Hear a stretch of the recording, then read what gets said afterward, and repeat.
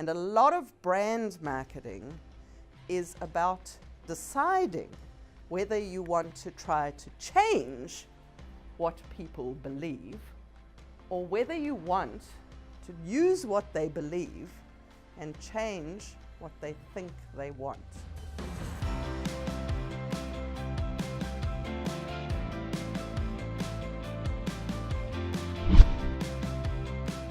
A brand is really so much more than your name and your logo, but obviously that's where you start. So you start by naming your company something. I had a wonderful branding session with my team at Rose & Thorn. We make bras, the best bras in the world, of course.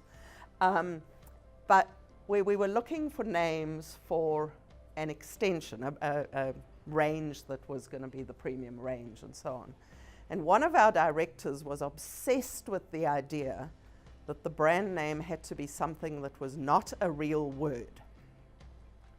Because none of the good brands are real words, he said. Which of course is not true. I mean, Apple is a real word. It's an actual word that everyone knows how to spell. The difference between picking a real word and a word that's not a real word is where you start in people's heads when you say, I'm from Montu or I'm from Motion. Because if it's a real word, it comes with baggage. Ideally, you've picked a word that brings good baggage with it. But if you have a word that's not a real word, you're basically starting from ground zero, which on the one hand is great because you've got the opportunity to build whatever you want it to mean. Fantastic. But on the other hand, it takes a lot of money to get people to know that that word that they've never seen before means all these things and attached associations. Because we all have beliefs. We all have beliefs about brands. And so you need to think about how it's going to be confused with other products in its category, if there are any, and how it's going to stand out. And that's your purpose in creating the logo. Because brands are always a combination of what you see and what you've experienced from you and your other circle of people's experiences. Brand associations become embedded in your head. And when you're building a brand, that's what you're trying to achieve. You're trying to achieve that embeddedness of a shortcut that says, I look at that and I have all these thoughts and associations. And we know now that those thoughts and associations are going on in the front part of your brain. They're actually picking out on your memories and your good experiences. If you're old enough, you might have had in one of these. This happens to have been my first car. And all those things come to mind and they make you feel warm towards the brand or not, as the case may be. But the amount of money and effort it takes to establish a brand means that you actually need to focus your resources. And if you have a company whose clients cross geographies, so like Citibank, which might be one of their targets, is everywhere, you want to be able to have we've got it into Citibank in the US as a selling point to get it into Citibank in Hong Kong. And if it's called something different, you're kind of on the back foot already. So this is all about, as I said at the beginning, making sure that every step you take actually builds a little block in your brand for everything you do, so that you don't waste resource and effort. The reason you need a brand, obviously you need to call yourself something, and sometimes you might need a logo, or a lot of brands just have the brand as the logo. But the key thing is that a brand is a statement of your position. You're taking a stand that says, this is how we do things around here, this is what we value, this is our vision. So at Rose & Thorn, for example, and it's just top of mind because I've been working on it today, at Rose & Thorn we believe, our why is that we believe that a great bra transforms how a woman goes about her day. And therefore, our mission is to transform the way women think about bras. Because men in the room may not know this, but most women hate shopping for bras, hate being fitted for bras, and hate the experience of wearing a bra every day. And so we're very clear about what our brand stands for. It stands for that transformation of the bra experience. Because as a consumer, if I had to think carefully about every decision I make in one day, well, frankly, I'd never get anything done.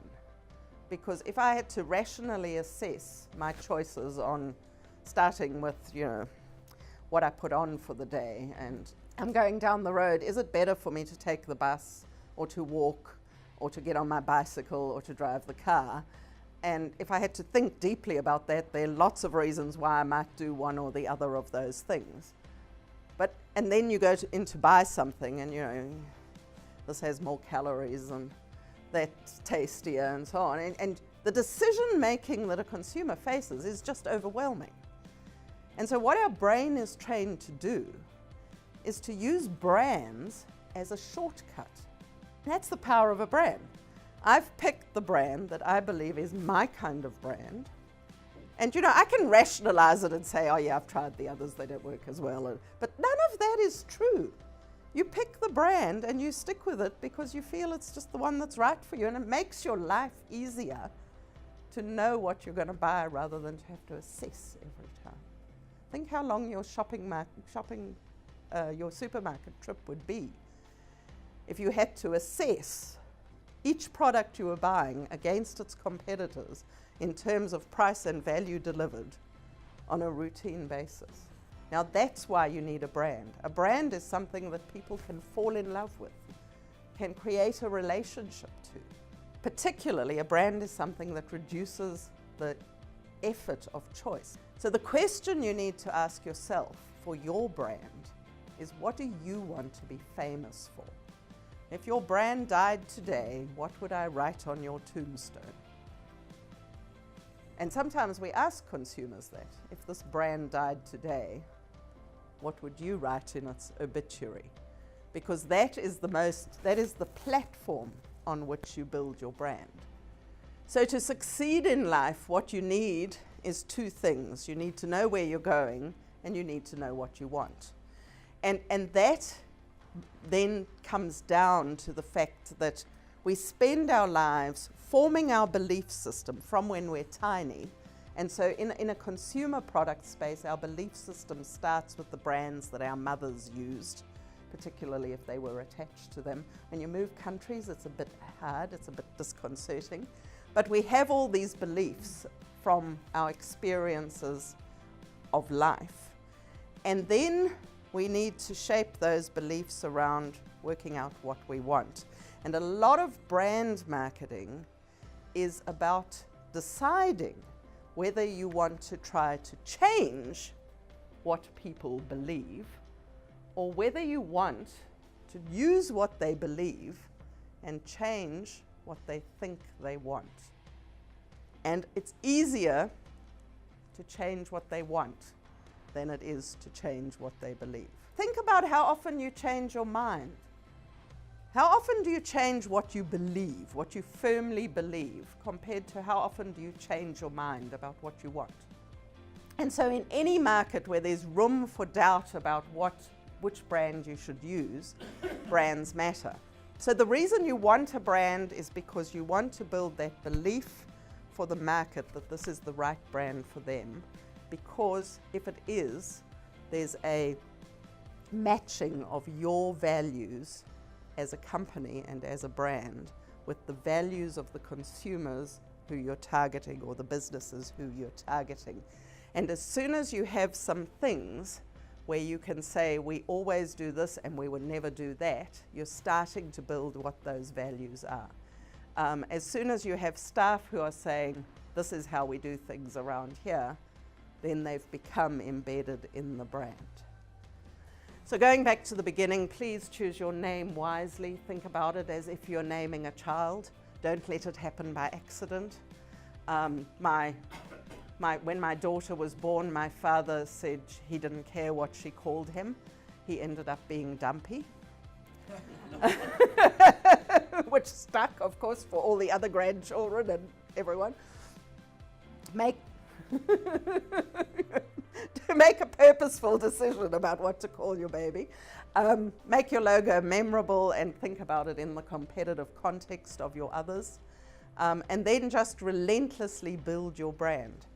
And it needs to be a brand that reflects your values, reflects how you do things as a business and what your value proposition is to your target market. And in the end, the perfect brand is the one that your consumers say, I don't think about this anymore. I just buy them because they're my kind of company, they're my kind of brand. I could work for them if, I would go and work for them if they had a job for me. All those sorts of embedded associations that a brand gives you.